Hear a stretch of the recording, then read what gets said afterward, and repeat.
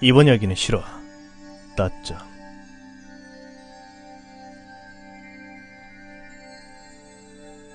을씨년스러운 늦가을이었다. 그의 유례없이 몰아쳐온 한파에 다들 집안에 틀어박혔고, 박 또한 조금 이른 전기장판과 이불로 꽁꽁 몸을 싸매고 월동을 시작한 그런 흔한 백수였다. 박은 약간의 감기 기운을 느끼며 그날도 다름없이 눈뜨기 무섭게 컴퓨터를 켰다. 게임, 영화, 드라마, 시간을 보낼 수 있는 건 뭐든지 상관없었다. 자취생이 그렇듯 끼니 생각은 별로 없다. 대신 그 시간에 좀 눈을 붙일 뿐. 고약한 낮잠. 이건 그렇게 쉽게 읽을 수 있는 낮잠이 아니다. 낮잠을 자는 버릇이 생긴 것은 자취 시작한 지 얼마 지나지 않아서였다. 동시에 박은 밤을 대부분 뜬 눈으로 지새우곤 했다. 시끄러운 노래가 귓구멍을 틀어막은 이어폰을 통해 끝없이 흘러나오고, 어두운 방에서 하얗게 빛나는 모니터는 과몰입하기 딱 좋은 모양새가 아닌가. 어쨌든 그날도 마찬가지였다. 아침 정리 삼아 게임 몇 판, 레벨 몇 개 더 올리고 영화 한 편까지 쭉 보고는 기지개 한 번 켜고 이부자리를 펼쳤다. 그와 교대하듯 투룸의 다른 방에서 사는 친구 녀석은 출근을 한다. 시계를 보면 이제 와서 아침을 찾기에는 좀 늦었고, 이미 점심 식사 시간이 성큼성큼 다가오고 있었다. 잔뜩 민기적대며 밖으로 나가 손바닥만한 거실에 놓인 쥐똥만한 냉장고를 열어 제끼고는 한참을 고민하다가 룸메이트가 사던 오렌지 주스를 한 컵 몰래 홀짝이며 쫓깃 다시 방으로 돌아와 문을 걸어 닫았다. 자, 이제 자볼까. 언더를 적당히 올린 뜨끈한 장판 위로 이불을 둘둘 감은 채 몸을 뉘었다. 졸음이 쏟아졌지만 그래도 쉽게는 잘 수 없다. 창밖의 대로변의 시끄러운 소음들과 누웠으면서도 끝까지 쥐고 있던 스마트폰도 한숨 더했다. 그러다 어느 순간 아무 소리 들리지 않고 보이지 않게 되었다. 잠을 자고 있어도 외부적인 반응에 깨어난다. 선잠은 더욱 그랬다.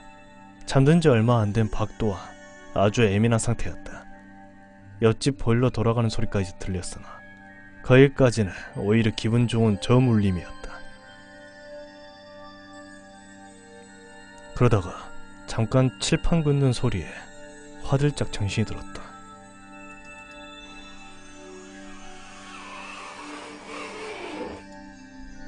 야, 뭐야, 무슨 일이야. 깜짝 놀라 멍한 머리를 이리저리 굴려보았지만 별달리 드는 생각은 없었다. 좀 더 눈을 감은 채로 기다려봐도 이어지는 소리는 없었다. 창밖에 주차된 차라도 누가 긁었나 싶어 다시 잠에 들려는 찰나 두 번째로 소리가 울렸다.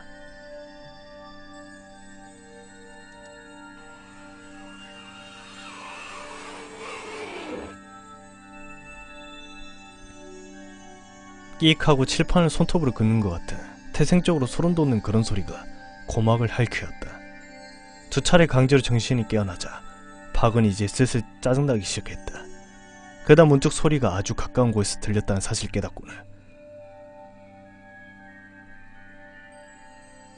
묘한 기분을 느꼈다. 그리고 다시 한번 끽 하는 소리가 들렸을 때 확신할 수 있었다. 창문이다. 정확히는 창틀. 열리는 소리. 박의 방에는 전면 창보다 조금 작지만 그래도 큼직한 철제 창문이 정동 방향으로 돼 있었다.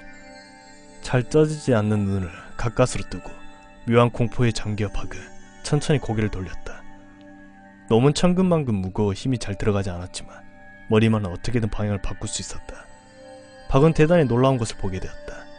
바람이 심해 단단히 잠궈두었던 이중창 두 개가 모두 틈을 보이며 열려 있었고, 마지막으로 남은 반복용 쇠창살 사이로 뭔가 쑥 내밀었다. 그가 사람의 팔이었다. 아니, 사람의 팔이었을까? 의문이 드는 것도 맞는 말이다. 핏기가 없이 하얗고 가느다란 팔은 손가락을 모두 쭉 편 채로 박을 붙잡으려는 듯 다가왔다. 문제는 거기서 끝난 것이 아니었다. 팔은 하나가 아니었던 것이다. 한 쌍이냐며 또 그런 것은 아니었다. 오직 오른팔들이 보였다. 빽빽하게 창문을 메운 오른팔의 군집들이 보였다.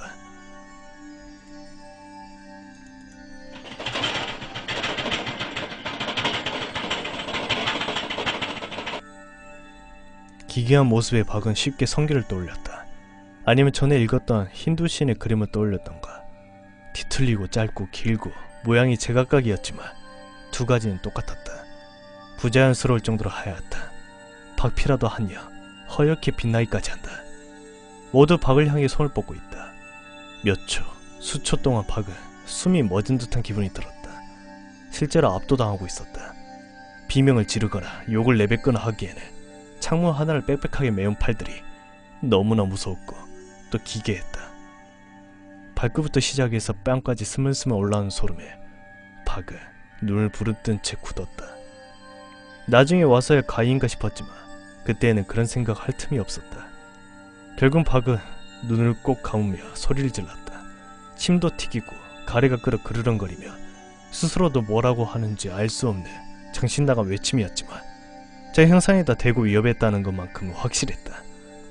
다시 눈을 떴을 때 그것은 헛개비처럼 사라졌다. 박은 급히 몸을 일으켜 잠들어 있던 컴퓨터를 다시 깨웠다. 시끄러운 노래와 몰두할 거리를 찾아 금세 빠져들었다. 힐끔 돌아본 창문은 아직도 열려 있었다. 찬바람이 들어와 뒷목을 쓸었지만 다 들어갈 생각은 들리지 않았다. 겨울에 거의 들어온 최근의 이야기다. 이제 박은 버릇이었던 낮잠을 거의 자지 않는다고 한다. 대신 잘 때에는 항상 창문에서 가장 멀리 떨어진 곳에 몸을 뉘이는 버릇이 생겼다고 한다.